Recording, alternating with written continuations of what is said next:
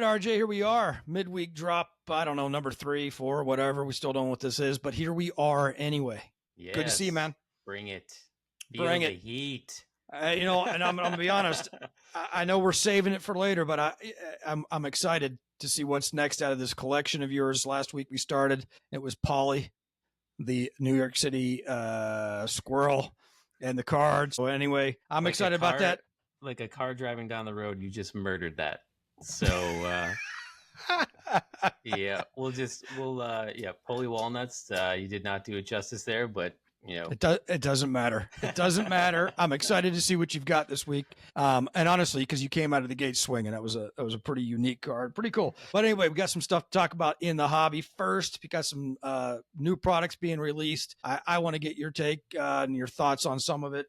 Obviously, the 2025 Top Series 2 is coming out, as well as, and I had to pause and slow down on this one, is the Topps 2024 Inception is getting ready to come out. So what are your thoughts there, man? Yeah, definite. And then we also just had Bowman Mega Box release as well. It's got the silver packs essentially in with the Mojo, which is a big chase for prospects. But yeah, I think of everything coming out. It's really weird that I've always really liked Inception. Inception excites me. I just like the thickness of the card and how they integrate patches and the color they do and all that kind of stuff on them. Yeah. So my wife is in design, so like I'm always like seeing stuff that's just like really cool, and that just like pops off to me a little bit. Yeah. And I know not everyone likes Inception, and especially because a lot of the autos are sticker autos, and everyone, of course, in collecting loves on card autos, which they do have some, but they do integrate some nice patchwork into it. But yeah, what really gets me with this, which it's the 2024 release, right? So we are in the 2025 push now. People are looking for some of the big name players coming in this season, like Roki and things like that they're making a push for. And with bringing in a product that got released late last season, and that's partially why Topps was saying it got pushed to now, just because last in 2020, the 2023 set was actually released in December, so it was already super late for that season as well. So 24 coming out now, it pushes last year's rookies to the forefront again. So your rookie cards in this one are Skeens and Ellie, as some of the big players. Merrill's in this as well. So you can get now patch autos of of some of the big players. Yeah, I mean the big guys, right? Yeah. So but this is where it calls into question for me. I feel like Ellie De La Cruz has had a rookie card for like 3 years now. Right. You know what? You've actually said that before when we were talking about other products. So that's a great point. I'm not necessarily against it because of like each product you have to view it in like a silo, right? Inception is its own product within that silo of Inception, and it builds upon it in years. Same thing with Top Series 1 and all that kind of stuff in Topps Chrome. So really that doesn't pull me back a little bit. It just makes it interesting for me, especially with us talking about cards and breaking and that side of the hobby. What this will do now as an influx, are people going to be breaking a lot of Series 2 and the Mega Box stuff still because it's this year and up and coming this year, or are we going to see a lot of breakers pull over to Inception because it's got a Skeens rookie and a Merrill rookie and an Ellie rookie, and you can get these as autos, right? And part of collecting is collecting, but also some people use that on the investing side too, of looking to flip that card for something else that they want, or because same thing too, like if I got an Ellie autograph card, I might keep it, but at the same time there's other cards that I know that I want that I would probably very heavily weigh going, could I trade it for that, or could I sell it to then get that card?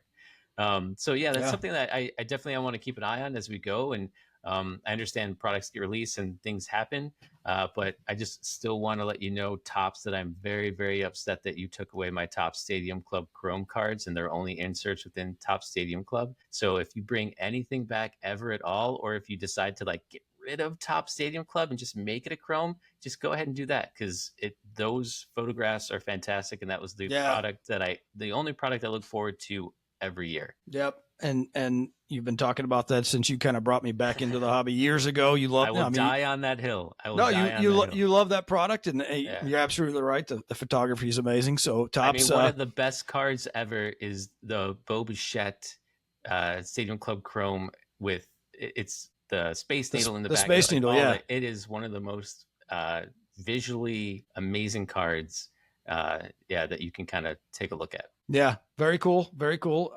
But yeah, you've been talking about that product for a long time, and so Topps, we do love you. We're fans, clearly. So if you can just give RJ some love there and bring it back there, huh? Just for me, make the entire. Just for him. I'm just kidding. Just for RJ. No, that's cool. So yeah, I mean, I think anybody's going to want to take a stab and another swing and another chance to get a Skeens. I mean, Skeens auto.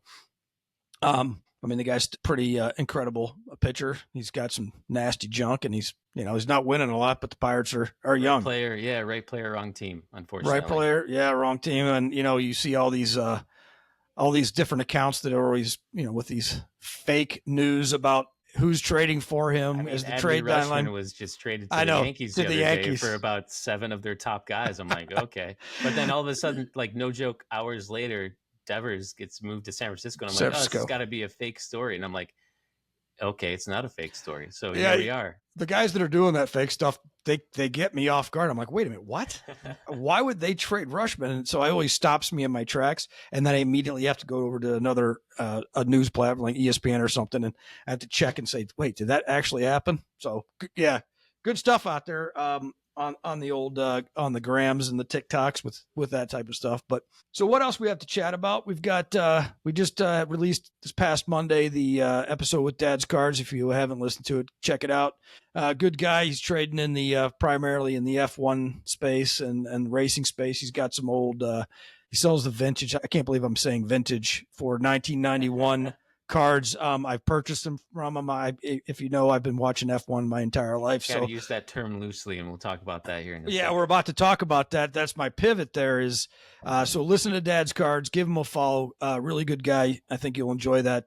But yes, RJ, let's talk about this vintage. And again, I'm air quoting this. I'm not going to do it because I'm not going to do air quotes, but I just read articles. We prepare. We're always reading, getting ready to hopefully bring some topics of relevance and timeliness to the podcast. I caught there have been 8 articles written over the last 2 weeks about the resurgence of 70s and 80s cards, and they're calling them now vintage, which stings again for a guy. I'm a 52-year-old fella, and that's the era I grew up in. I was talking about it on a podcast we just recorded that will release Monday. I'll talk about that later, but we were out the other day. My wife found a bag of cards, handed it to me, and there was a Ryan Sandberg.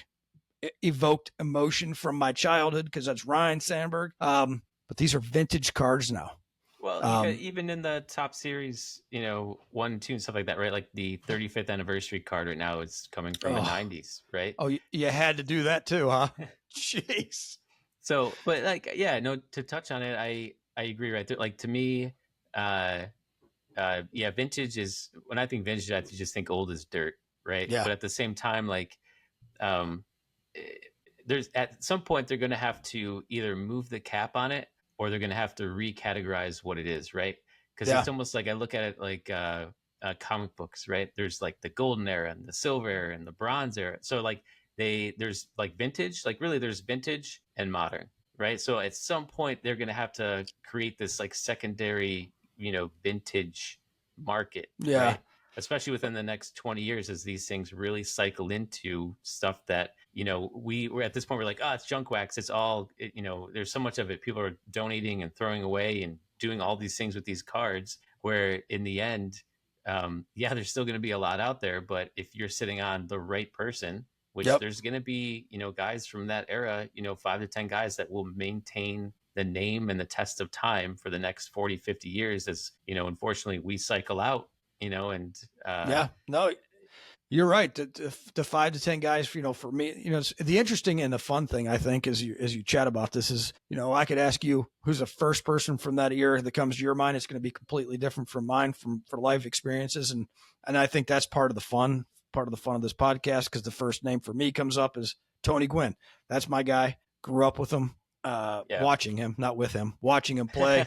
And I already mentioned Ryan Sandberg, but for you, who is that person from that era? Well, it's interesting. So if I'm thinking from like the 80s, technically Ken Griffey Jr.'s rookie card was 89. But yet I still really view him as like a 90s player, because that's when I grew up collecting in the 90s, right? And that was like prime 56 home runs a year, 54 home runs a year, all that kind of stuff. But yeah, just like looking over some of the guys that came up at that point in the 80s, like Cal Ripken Jr., his rookie card was actually, I got some people pulled up here. Ricky Henderson was in 1980, Cal Ripken Jr. in 82, Wade Boggs 82, Tony Gwynn 82, Ozzie Smith 78, but actually this big rookie year is in 80 for the Cardinals. Yeah. Mark McGwire 87, Jose Canseco 86, and then Barry Bonds 86.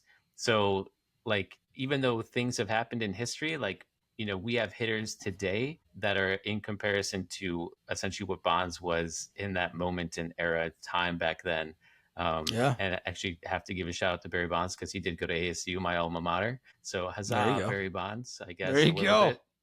There you go. But it's like, this is where it fades a little bit into like that 70 span, right? Because with us doing Whatnot shows for 2 packs a day, our single shows, every show I'm getting 1 to 2 people that come in and are asking for a Nolan Ryan. Yep. Right. So Nolan Ryan still tiers a little bit earlier, but his span lasted so long, 22 years or something like that, 24 years.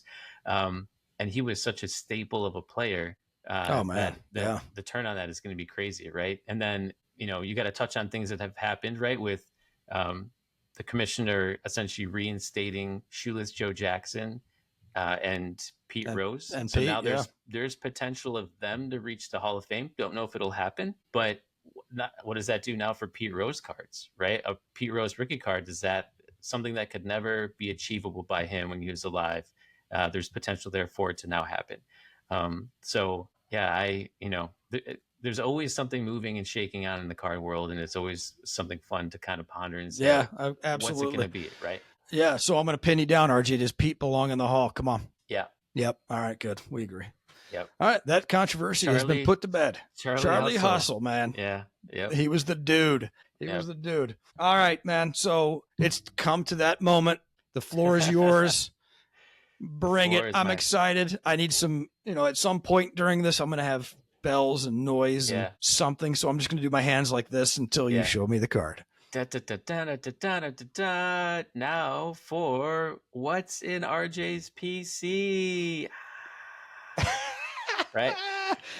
Okay. Cool. Yes. So I went ahead and I was looking through my cards again today, as I often do, which actually, pro tip, if you ever get the itch to break open a pack or a box of cards and you just don't have the money to pick something up at that point, or if you're just trying to curb that habit a little bit, just go through your PC, because sometimes you're going to come across stuff that you've totally forgotten about. And that's what I love about having some cards like that. So pro tip. All right. This pro tip. So this week's card, of all people, as much as I dislike this man being a Yankees fan, it's Freddie Freeman. And he destroyed us during this previous World Series here. But I picked this card up at a card show in a $5 bin, and it doesn't have much more value than that. I think it's floating still around like 10 or 15 bucks. But as soon as I saw it, I'm like, this is so unique. I have to have this, right? And that's what collecting is all about. So without further ado, bring it. So this is a Freddie Freeman 2020 Topps Update cloth patch. So this is actually an entire card that is made out of, it's threaded at like sewing machine. That is insane. So these are essentially, I believe these were the box toppers in, I think, Series 2. Don't hurt me if I'm wrong here, but right, it's a cloth. That is insane. Right? So there's no markings on the back. There's nothing like this. It's when I saw it, I was just like, in a $5 box, I'm like, I have to have this. This is the coolest thing I've ever seen. Right? And like I said, they're available on, eBay and stuff like that. But yeah, as soon as I picked it up and turned around, I'm like, all right, yeah, there's nothing on the back, but it is like I wish you could feel this card. I wish you could feel this card, because it's like the colors are perfect. I know. I don't even know. If I went to grade it, could it be graded? I have no idea. I've never even searched to see if someone's ever graded one of these, because how does it get authenticated? It was included, but at the same time, there's no number. You can't be like cloth card number 88 of whatever. It's, just Freddie Freeman on the Braves, catching a ball at first base, doing his thing. Which was the card in that series. Really, and like I said, it was just awesome. So yeah, that's a 2020 Topps Update cloth patch card. So I'm glad I could share that with you guys. And now No, that's go back. That's a in very my cool box. card. Yeah. Go put it back in the PC next to the squirrel there.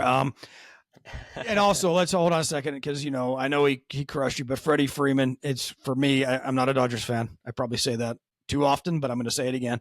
But he can't help but love the dude. He's good for the game.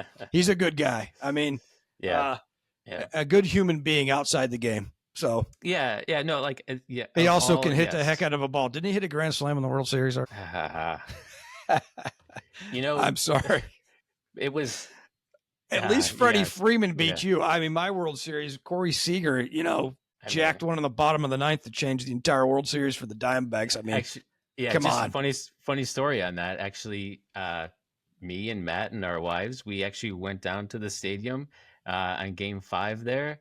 And when we booked a table, it was right outside the bar, like right outside the stadium in Arizona. And like, I got all excited because it's like, as the series was starting, I was like, Matt, we could see a clinching game for the Diamondbacks. Little did I know it would be the clinching game for the Texas Rangers. It was a clinching game though. Yeah, it was a clinching. That bar was so defeated. Oh my goodness. Oh, yes, it was not it was fun. It was a blast. However, it was not the outcome. I just remember sitting there, anyway, that was awful. But anyway, at least you had an adult beverage to cry into afterwards, so it worked out. That was painful, but no, that was a super cool card, man. I'd never seen one of those, so I can't wait to next time I'm over, check that thing out. But before we jump off, though, let's talk about our next episode coming out on Monday with Rick, and he goes by R. Benink on Instagram and TikTok. His content's fantastic. Give him a follow. Look down on the show notes. You'll see some links to his stuff there. But he's going to be at the Front Row Card Show out in Pasadena this weekend. So we're right before that episode launches. If you're in the Southern California area, you want to meet a really good dude, go out there and check him out. Yeah, Matt, his stories from breaking and what he found in card collections that he'd bought were pretty awesome. Like, it's stuff that you want to like achieve, at some point you're like, I want to hold that card, or I want to own a card like that. So definitely check out the show, and he's going to do a lot of show and tell for us. And it was really awesome to kind of see some of the stuff in history. Mind-blowing cards. It's a lot of fun. All right. And thanks for listening, and we will talk to everybody next time. See ya. Thanks for listening to Behind the Breaks. We appreciate you being here with us and helping us grow this community. You can find us on Spotify, Apple Podcasts, Amazon Music, iHeartRadio, and YouTube. Make sure to like, follow, or subscribe, and we'll see you for the next one.